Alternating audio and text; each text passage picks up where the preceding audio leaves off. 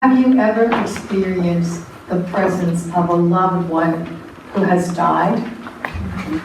I know when my grandfather Mitchell died, even though we were separated by 650 miles, because he passed through my bedroom.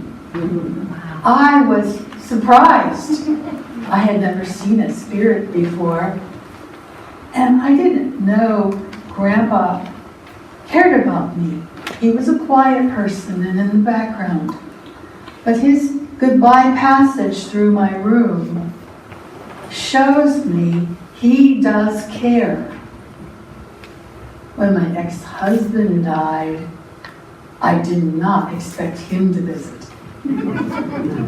We had lived together for a 21-year relationship. I loved him, and I was angry at the way he treated me.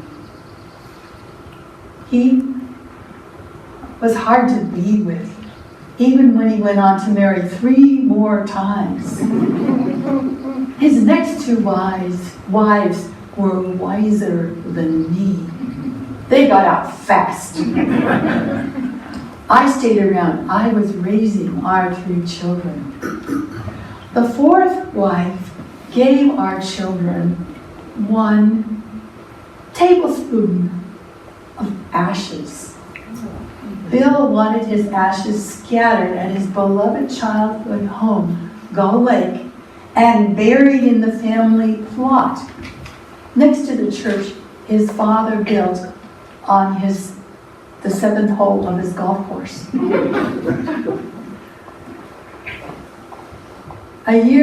It's almost a year, and Bill's ashes have not been scattered. And Shirley and I are going to Minnesota. We offered to bring them with us.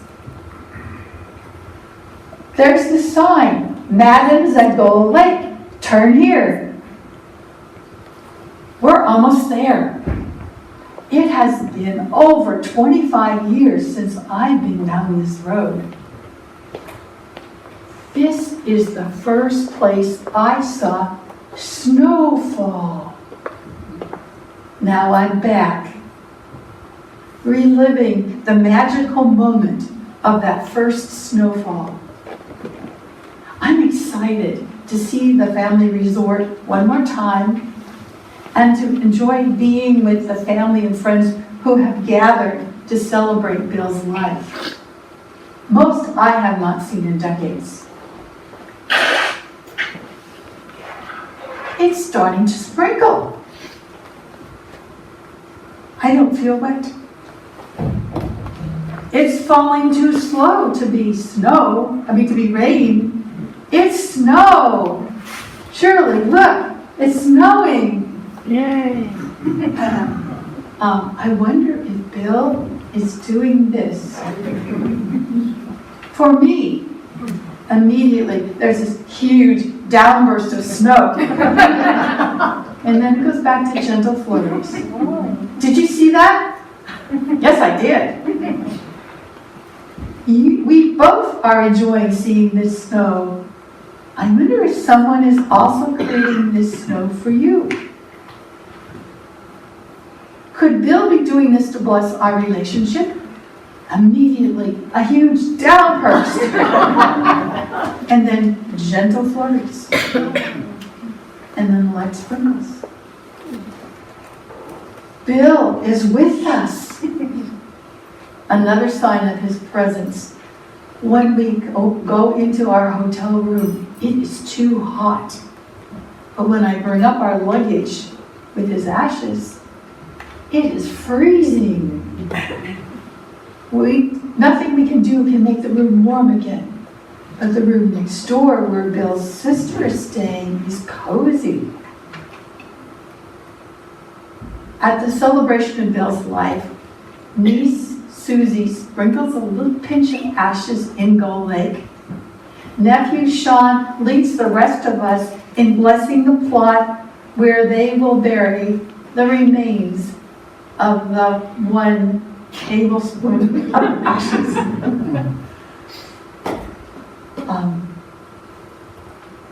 I feel Bill brought this snow as a way of expressing appreciation for our bringing his ashes home. The residents who lived there year-round were shocked. They said, "It doesn't snow here in September," but it did. Bill's gift of snow works magic. My anger is gone, and I feel a loving presence. One more synchronicity, I almost forgot. When I planned to share this piece, this date was not chosen. But then, Bobbi chose this date. Today, June 15th, is Bill Madden's 81st birthday. Wow! Happy birthday, Bill!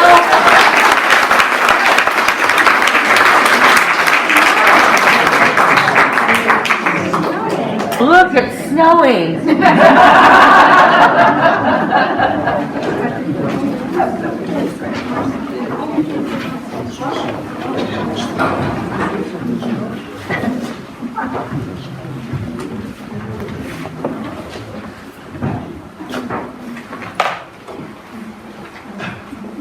The microphone working? Yeah. Margaret and I had been married in Scotland for 1.5 years when we decided to come to the United States. I had a job offer and Margaret loved to travel. So we rented out our house, packed up our stuff and headed out to Rockford, Illinois.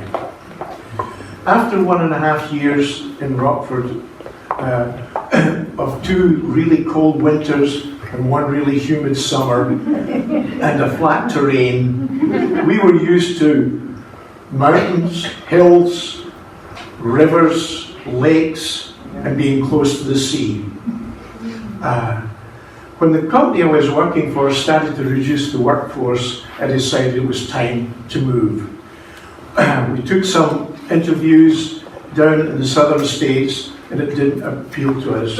But I then had an opportunity to take a job with Mattel, and they invited me out to Southern California for an interview.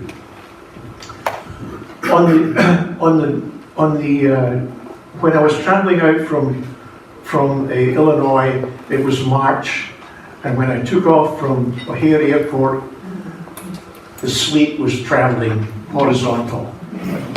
When I arrived in LAX, the sun was shining, the guys were wearing short-sleeved shirts and shorts, and mini skirts were just coming in with the ladies. After I checked into the hotel on Pacific Coast Highway, I decided to take a walk down to Manhattan Beach. And all the time I was thinking, as I was walking down to the beach, that this Scotsman has arrived. And that if the job is any good at all, and they make me a decent offer, I am out here. So the next day I went in and interviewed, and they gave me they offered me the job, and it was the terms were very good. So I headed back to Rockford and discussed it with Margaret, and she agreed with me and decided we would head out to the West Coast. So we called the moving company, packed up the Mustang convertible, and headed out. We traveled through Colorado, across the Rockies, down through and saw the Indian cliff dwellings, Monument Valley, put our feet in the 4 corners of the States, and then went to see the petrified forest, the painted desert, and the awesome Grand Canyon. We then headed towards Las Vegas, going across Boulder Dam, and on the way down to the city, dusk was just coming in and the lights were just coming on in Las Vegas. It was a spectacular sight. We spent a few days in Vegas and then headed for the coast. We rented an apartment in Torrance, and it was about 10 minutes from the beach. We thoroughly enjoyed the Southern California lifestyle, and the job at the hotel was wonderful. After 3 months, Margaret told me that she was pregnant and asked me, am I going to take her back to Scotland? She had been homesick all that time, and we had agreed initially that it was only going to be a 2-year adventure. So I agreed, yes, I would take her back to Scotland. She says, no, wait. I want to have the baby here in California. These Scottish nurses can be really bossy.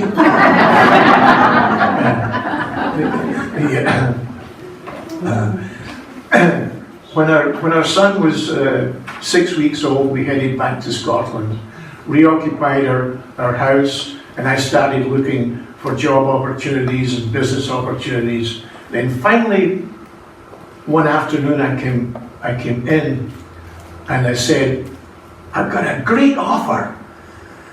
Chief engineer at a large tobacco company in Glasgow, okay, supervising over 200 people, and this was the biggest job I'd ever been offered, you know. So I was expecting Margaret to be happy, but when I looked at her, she all tensed up, and her hands came up, clenched, and her eyes were popping. She says, I want to go back to California! And I said, bullshit! when we were in California, you want to be in Scotland. Now you're in Scotland, you want to be in California. What the heck are you doing to my career, woman? 2 years later, we were back in California. In the San Ramon Valley, where we spent the rest of our 51 years of a wonderful marriage and with our 3 children.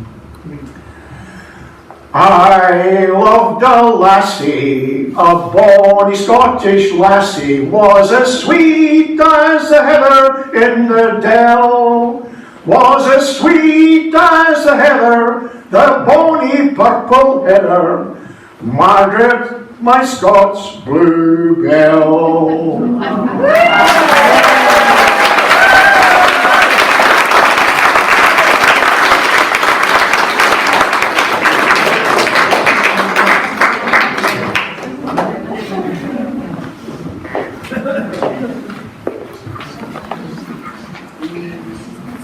That's a tough act to follow.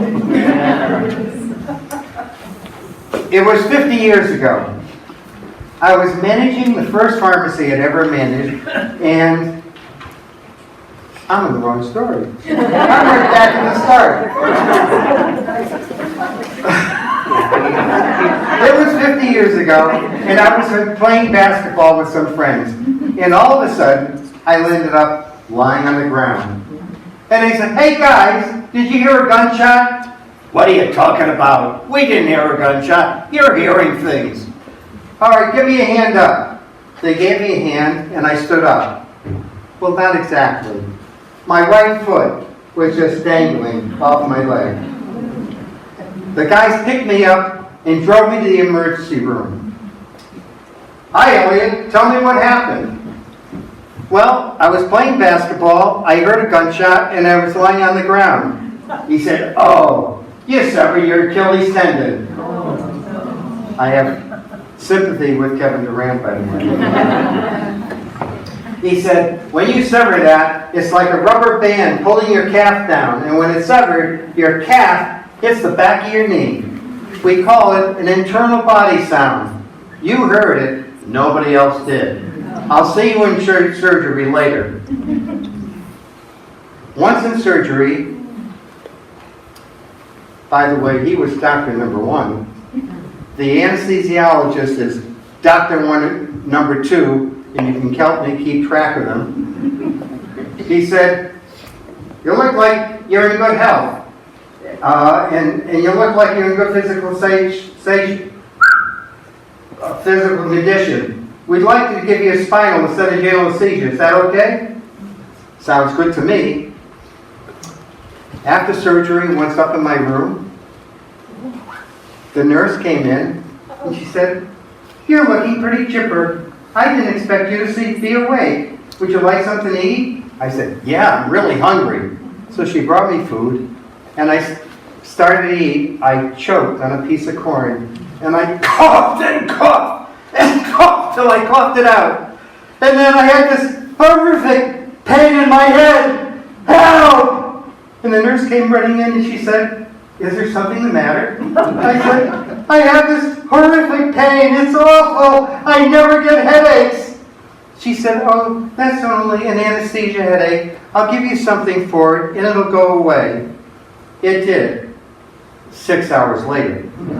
The next day, the same pain, the same treatment, and it went away.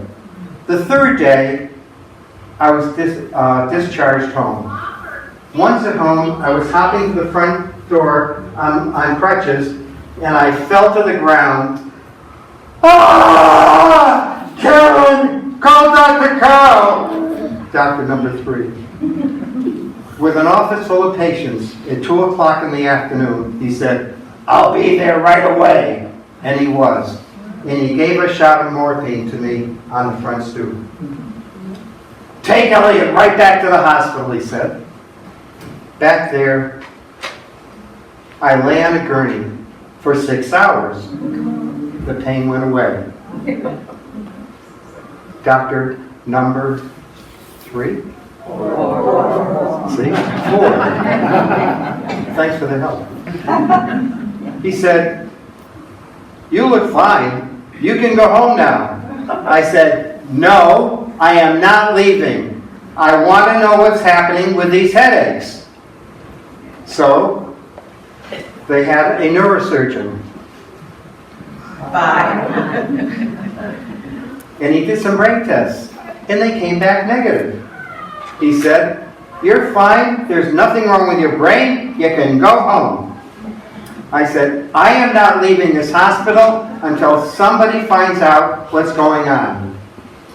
I was admitted.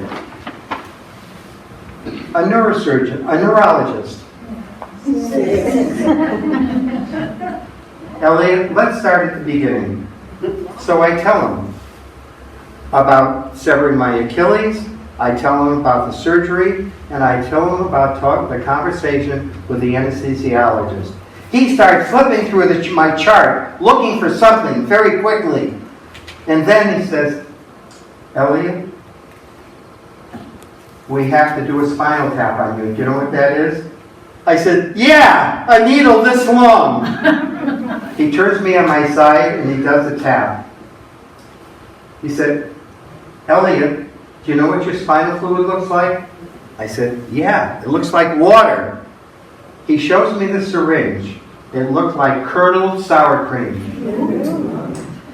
He said, "Elliot, when you coughed out all your spinal fluid. That fluid protected your brain from hitting your skull. So when you were hopping on your crutches, every time you hop, your brain hits your skull every time you hop. You're going to have to be on antibiotics, and you're going to have to be lying fully prone. And don't even think of lifting your head up, or you could die."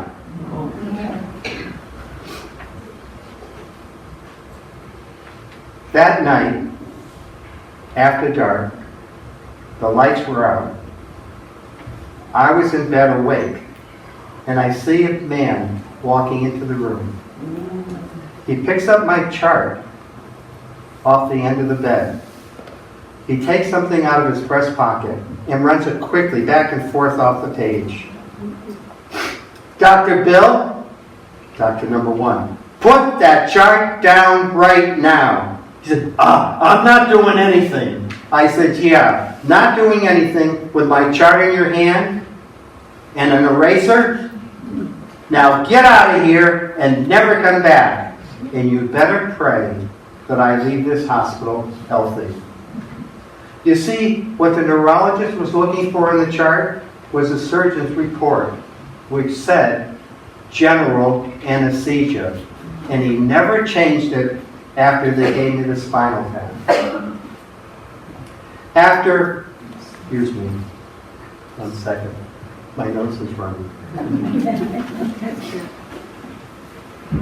After a week of antibiotics and 7 weeks in bed rest, I was fine. And all because of doctor number 1 error. I'm really lucky to be standing here today. Very lucky. Yes.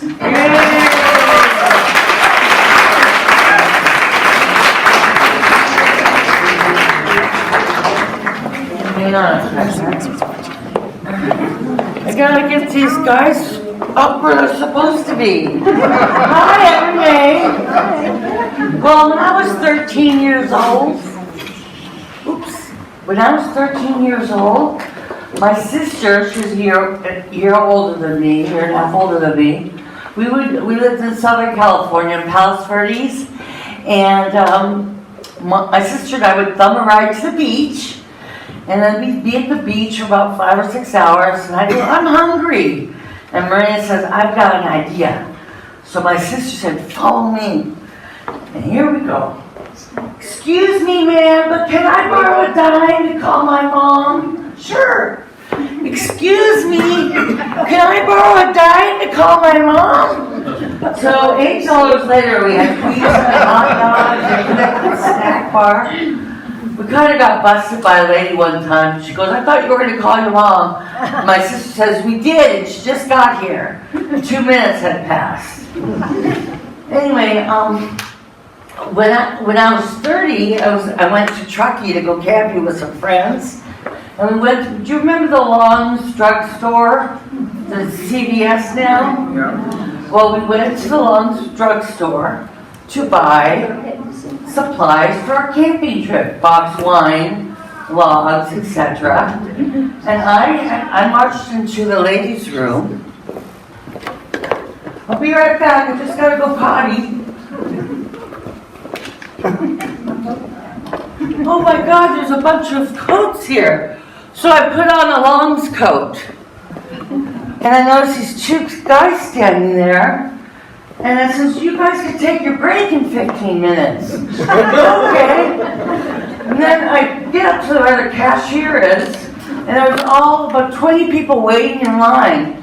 So I went up to another register and I go, I can open up a new check stand over here. And so I waited for everybody to get in line, and I'm like, oh no, where is my key? And the manager came up and says, can I have my coat back now? I'm like, oh, I can't get fired, can I? So my boyfriend, the guy with the pad right there, John, we've been together for almost 21 years.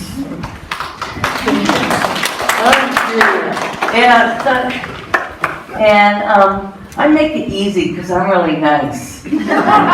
So anyway, we've traveled all over, but we were in Sedona, Arizona about 7 years ago, and we had some cocktails at dinner, and we signed up for some stargazing. So here we go to go stargazing, and the host guy sets up the little, microscope to see the moon, and John gets up, and he looks at it. He goes, oh my God, this thing is out of line. It's not lined up right. And I go, let me look. So it was my turn to look. We were the first ones up. I go, oh my God, I can see a Starbucks on the moon. Out you go. So we got kicked out of that. So then we had to wait 2 hours for our limousine to come back because Tom's going to go past. So John, he lies down on the street, and I'm standing over there, and this car came by and missed him by a half of an inch. There was nothing I could have done, but he was fine. I'm dizzy. The room's spinning. So, when I go to the movies here at Rossmore, I like to tell jokes sometimes before the movie. And this is the joke I told. Hey everybody, did you hear about the dead body that they found in the Rossmore dumpster? It was covered in Cheerios. They think it was the work of a serial killer. So, after the show, security came up to me in the quad there. Lady, what's this about the dead body you found? I go, it was a joke. He goes, I still need to make a report. What's your name? Jill. Where do you live? I don't live here. I'm visiting my stepfather. He was dead by then. Anyway, so did you hear about the lady that loses her husband and she goes to a psychic to talk to her husband, Harry? So she goes in, talks to the medium, and the medium says, I will pull Harry up for you. Harry, come to me. Harry, please come to me. And then Harriet says, is that you, Harry? She goes, yes. How are you? I love you. I miss you. Everything's fine. Tell me what it's like up there in heaven. Well, it's beautiful. There's green, green grass, blue, blue sky, and I can make love all day long, every day. She goes, oh, I'm so happy. You're up there in heaven having a good time. He goes, heaven, hell, I'm a jackrabbit in Montana.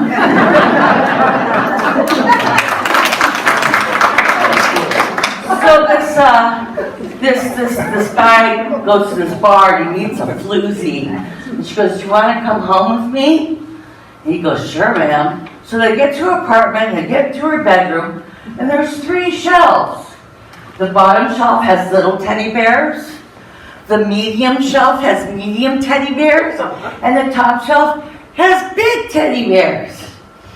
And so they make love, and in the afterglow, he goes, how was I? She goes, you can have anything you want from the bottom shelf. All right, I'm going to exit. Happy Father's Day.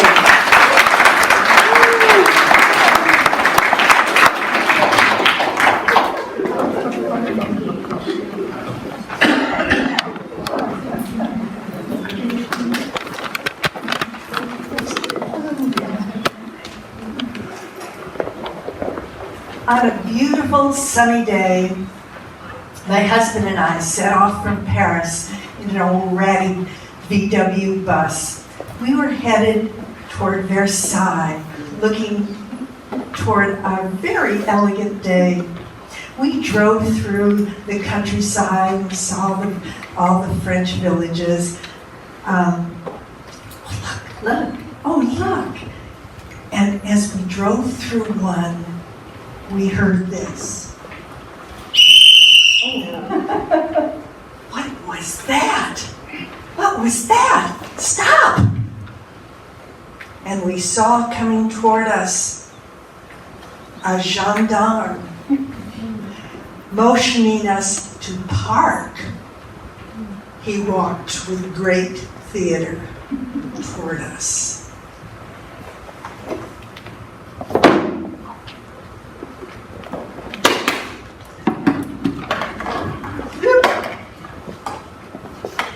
Sorry.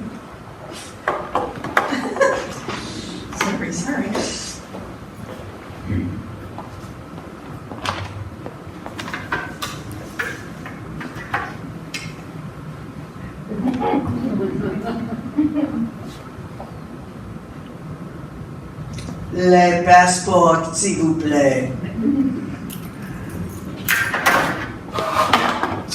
Damn it. Merde.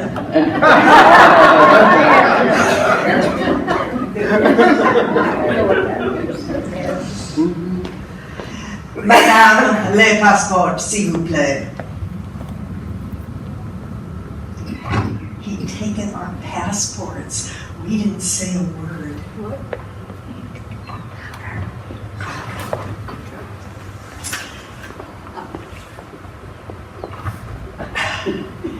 the gendarme circled our car, paying special attention to our tires.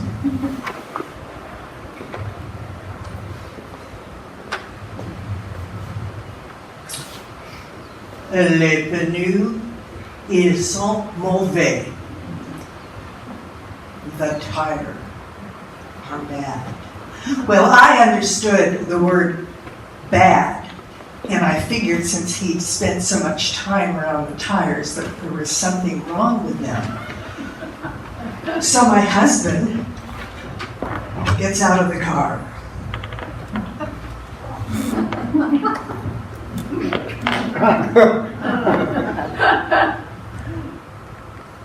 And does a turn with a flick, looking at the tires. While the gendarme is telling him these tires must be replaced. Well, I was trying to translate, and my husband was grumbling, and I said, "Pourquoi? Où? Why? Where?" And the gendarme says, "À la station service, juste là-bas." At the station, just over there. The station. He wants us to buy tires at the station. Oh, I get it. We're in some kind of trouble now. A shakedown in France. How rude. My husband, who was a vocal labor lawyer at home, was really angry. No way are we going to buy any tires. What can he do with us? Send us to jail? So he looks the gendarme in the eye and says, "No." Well, I was a little nervous, and I was trying to kind of smooth things over, so I said, "Well, mais ce n'est pas juste," which is, that's not right. But what I really said was, "Mais ce n'est pas gentil," which is, that's not nice. You know. So Monsieur Gendarme shifted his uniform and, making a sign well known in France, said, "Tant pis," which loosely translates to tough shit. By this time, we had begun to attract a large crowd. And we were like 3 tigers walking around the car, gesturing and pointing and gesturing.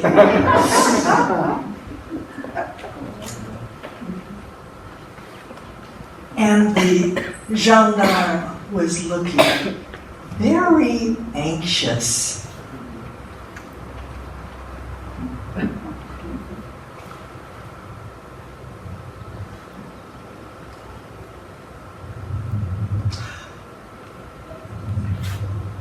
En toute sécurité, for your safety, you must take off this tire and replace it with a spare.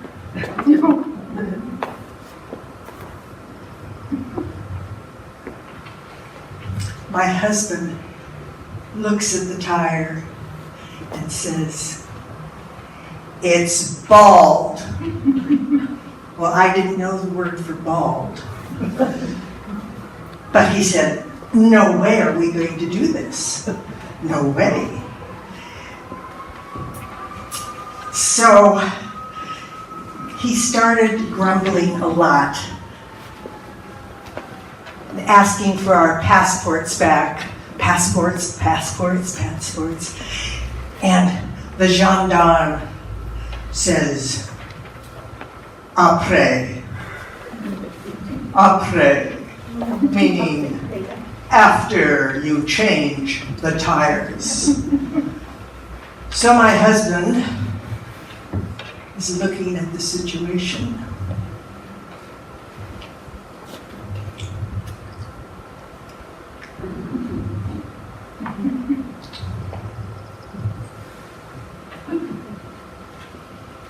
And decides to change the tire. So he takes the bad tire from the car and takes off the good tire.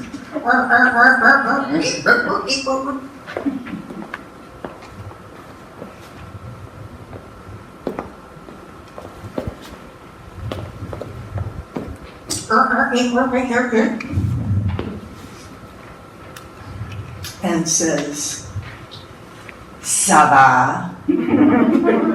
which means, is it okay? And I'm racing over here and I'm going, "Ça va? Is it okay?"